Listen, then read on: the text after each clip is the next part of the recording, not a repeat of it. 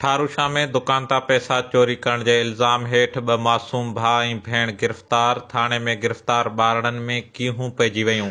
ठारोशाह में कंडियारो स्टॉप ते वाक़े स्पेयर पार्ट्स जे दुकान तां 32,000 रुपया चोरी करण जे इल्ज़ाम हेठ ठारोशाह पुलिस 2 मासूम ॿारनि जिन में 6 वरहनि जी अंज़ा ऐं संदसि 6 वरहनि जे भाउ अयान ख़ानज़ादा खे गिरफ़्तार करे वरितो। थाणे में पुलिस एहलकारनि पारां पुछा ॻाछा करण दौरान ॿारनि में दाहूं पइजी वयूं। इन सिलसिले में SHO ठारोशाह अशरफ मेमण HSTV सां ॻाल्हाईंदे ॿुधायो त दुकानदार आसिफ अबड़ो जे शिकायत ते ॿिन्ही ॿारनि खे थाणे ते वठी अचण बैदि संदन वालिदैन खे तलब कयो आहे, जंहिं बैदि मामले जी जांच कई वेंदी।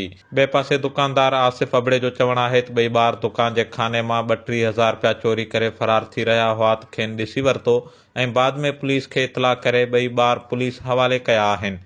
इंतहाई अहम ख़बर आहे नाज़रीन, ठारोशाह पुलिस चोरी जे इल्ज़ाम हेठ 2 मासूम भाउ ऐं भेण जिन में 6 वरहनि जी अंज़ा ऐं 6 वरहनि जे मासूम नींगर अयान ख़ानज़ादा खे गिरफ़्तार करे थाणे ते खणी वई, जिते मासूम ॿारनि में दाहूं पइजी वयूं। पुलिस मूजिबि दुकानदार आसिफ अबड़ो जे शिकायत बैदि ॿिन्ही ॿारनि खे थाणे ते आंदो आहे, जिते खां चोरी बाबति पुछा ॻाछा कई पई वञे। जनत दुकानदार आसिफ अबड़ो मूजिबि ॿई ॿार संदसि दुकान जे खाने मां 32,000 रुपया चोरी करे फरार थी रहिया हुआ त खेनि ॾिसी वरितो ऐं बाद में पुलिस खे इतला करे ॿई ॿार पुलिस हवाले कया आहिनि।